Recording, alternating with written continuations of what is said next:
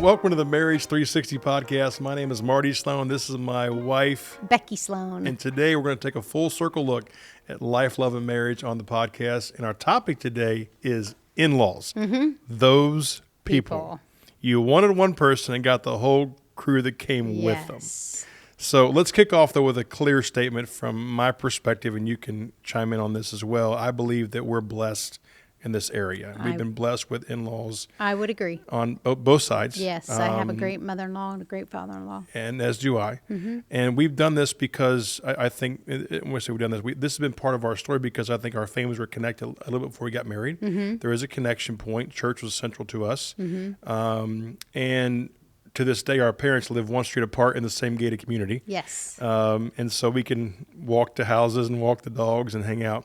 But we've been blessed, and I think part of it is our parents have never gotten involved in our relationship. Right. And that speaks of the character of your parents as well as mine, is that that's something they did from the get-go. Yeah. They were just committed to us being successful as a young married couple, but, you know, having our faith in God rooted in our relationship with Jesus Christ was our foundation.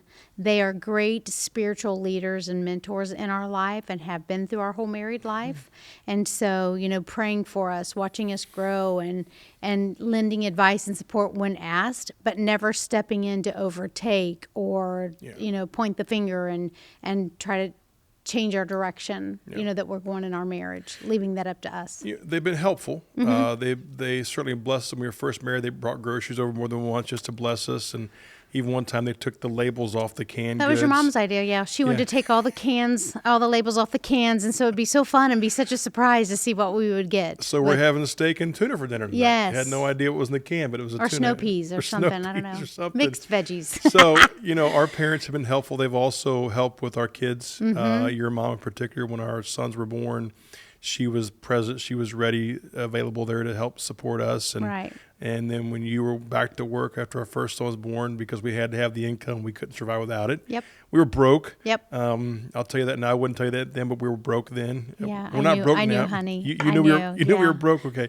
So you had to go back to work, and your mom came and helped take care of Chandler during the day. And your mom came over and babysat some, and the closeness of our family was such. I mean, we would take Chandler, and then when it was Chandler and Landon, out to your parents' house. They lived out in the country, and that was so much fun just to let the boys roam and run around. And we just have some great memories. We've had really great support system in our marriage. It's been a good journey for us. On the flip side, some couples aren't as blessed. Right. There's a lot of micromanaging. There's a lot of, well, my mother said this and my dad said that. And I just think it's important that people realize that when you take a new family, when you become a husband and wife, that is a new family. Right. And that needs to take precedence over everything else. And at the same time, I would encourage every couple to lean into the strength of their birth families. Right. You know, whether it be, we spent our first Christmas together at your mom and dad's house, and you know, right across town, we went over for the night, and we had presents that morning. So do the things that make sense, but also don't fail to realize this is a new union. This is a new entity. Well, can I say, too, that this is why the dating is so important, the dating life, because these are the things you want to get to know about your future spouse or your boyfriend or girlfriend. It's kind of how their family operates and what's important to both people as far as family involvement and kind of where you see those dynamics. And unfortunately, sometimes things can be toxic, and you want to see that early on. I mean, I'm not saying the person you're with is toxic, but sometimes the family situation around is. And, you know, you have to be willing as a couple, if those are the circumstances, to be a very united, strong couple and moving forward. And then you also talk about culture. There's some cultural differences to the way that you and I were raised with different cultures living here in Chicagoland. You know, there's just about any and every culture you can think of. Some cultures, they want that family involvement. They want that matriarch or patriarch, and they want that. And so you just have to know when you're dating somebody kind of where they're coming from. And it doesn't mean that would be the deal breaker, but just be alert to what you're facing. Right. And be alert to what could be. And I also want to give people hope that if you've come from a difficult family, don't feel like you can't start a new trend for yourself Right, in for your sure. marriage. Yeah. Because we believe and preach redemption. That's God's word to us. And so we want to encourage folks too that if you come out of a difficult situation, don't feel like you're doomed for life. Well, some couples will say, we're the first Christians in our family. We Right. weren't brought up like you. We weren't Yeah. raised in church, but both have accepted the Lord, come together. Sometimes those are the funnest couples to watch because everything is just so new and they're relying Yeah. solely on the Lord just to help build their marriage and build their families, and deal with those in-laws. Yeah. In the same time, I would say this: you can deal with a lot of things if you deal with it together. Yes. What you want to be careful of in in-law relationships is the in-laws fracturing or dividing the marriage. Right. That's the most important. My parents told me when we first got married, they said, "Don't ever complain to us about Becky because we will take her side." Right. And so, because they said that, I've never one time in 30 years complained to my parents about you. And I know you don't believe that.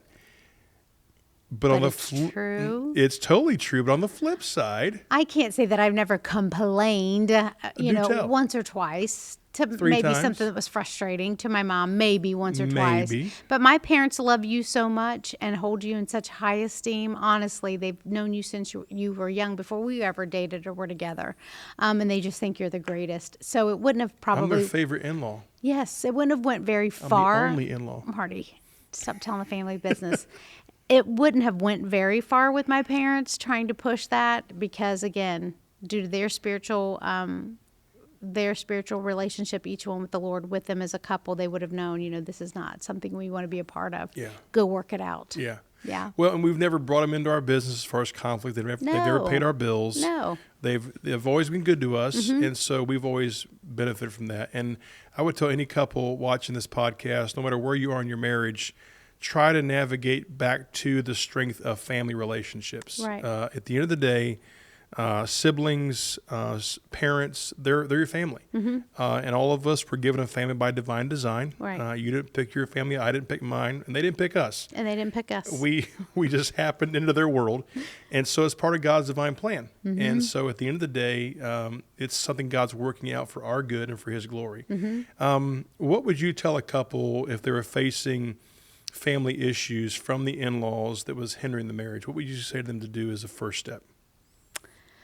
As a couple facing issues brought on by in-laws? The in-laws are impinging. Well, for one, you just have to have that conversation. You have to be humble and you have to be open and honest and just say, this is how I feel about your mother's involvement, or this is how I feel about my father stepping in and trying to manage this. You just have to start those conversations. And then you have to stay fortified as a couple. Yeah. Sometimes that can be difficult because it lends itself to maybe a conversation with that in-law, with that mother-in-law, father-in-law, which again, in humility and in the right spirit, I believe for the most part, you can address things with your family coming from the right perspective. Yeah.